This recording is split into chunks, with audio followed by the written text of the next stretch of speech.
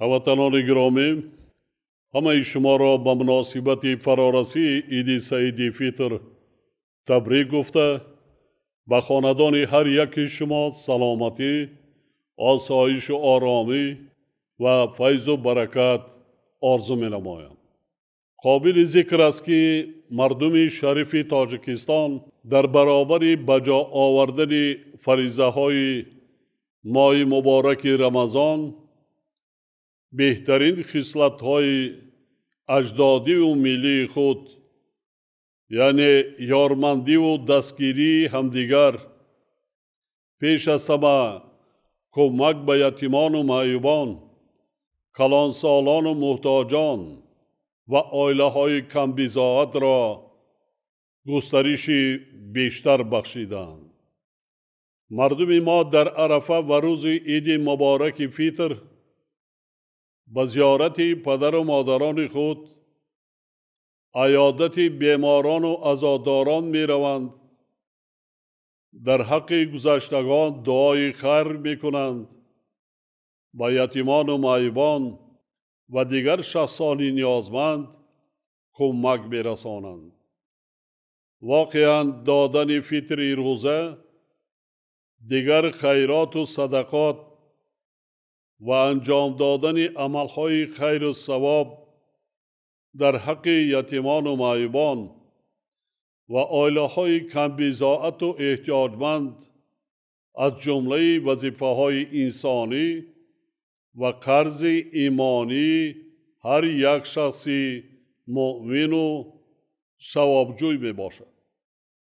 در آیت 60 سوره توبه قرآن مجید خداوند می فرماید جز این نیست که صدقه ها برای فقیران و مسکینان و عاملان صدقات و آنان که دلهایشان الفت داده می شود و برای مسافران است. همدیاران عزیز، طوری که تا امروز چندین مراتبه تاکید کرده بودم، طبق ارزیابی متخصصان و کارشناسان و اظهارات سازمان‌های با نفوذ بین المللی، سال 2021 از همه جهت و در نوبت اول از لحاظ تأمینات با آذوقه‌واری در تمام سیاره در تاریخ 900 سال آخر یکی از سالهای وزین ترین خواهد شد. تحت تاثیر تغییریابی اقلیم که خصوصاً سالهای آخر اهالی سیاره را با مشکلات زیاد روبرو کرده ایستاده است و پیامدهای ناگواری آن خشکسالی، کم‌آبی، همچنین پهن‌شوی بیماری‌های سیراحتی از جمله کرونا ویروس و افزایش بی‌سابقه بیکاری در بسیار کشورهای دنیا علیه همه علامت‌های وزن سال،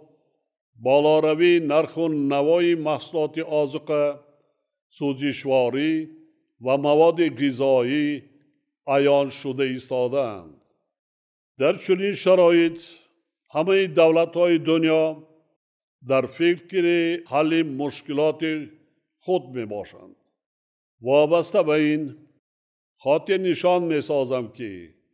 بالاروی نرخ محصولات وارداتی از ما و شما وابسته نیست.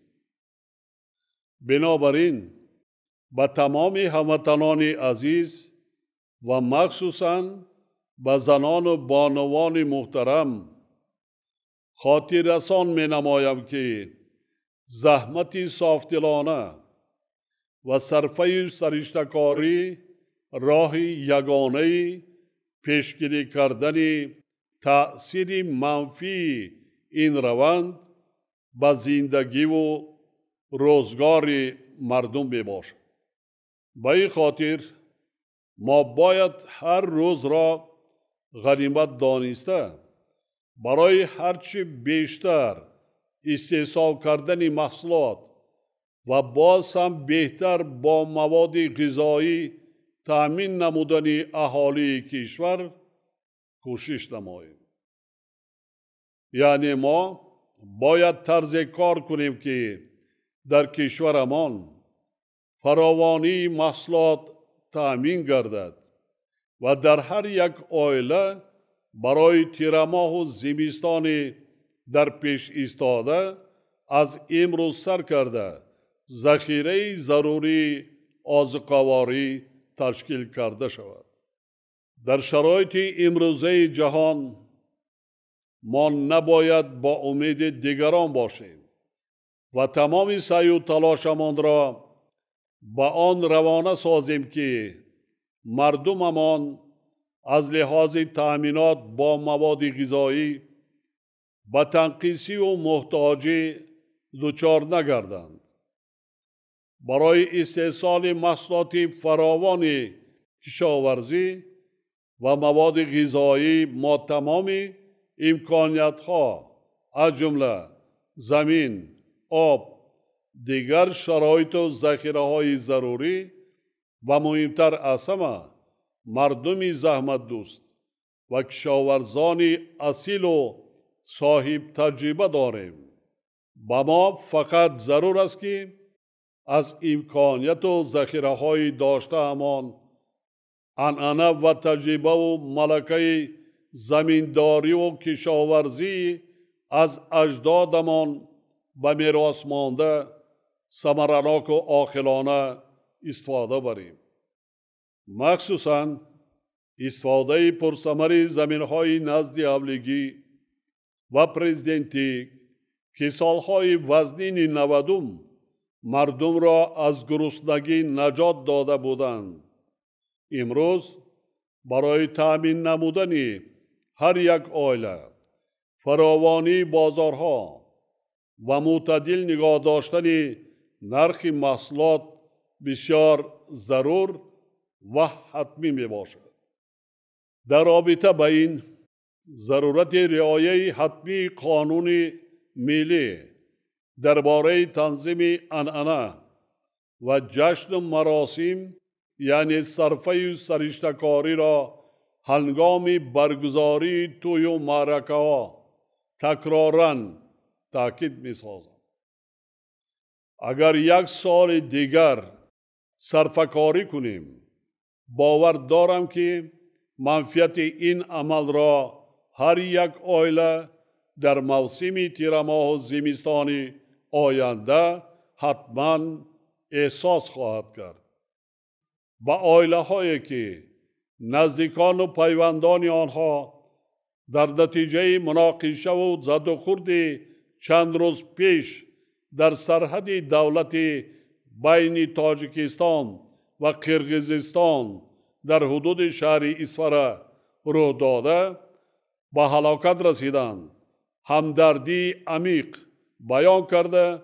به همه آنها از درگاه خداوند صبر جمیل می طلبم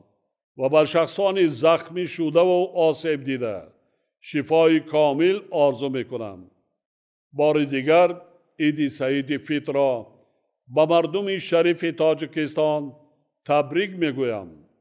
و به هر خاندان کشور سلامتی، بخت و اقبال بلند، خانه آباد و مهمتر از همه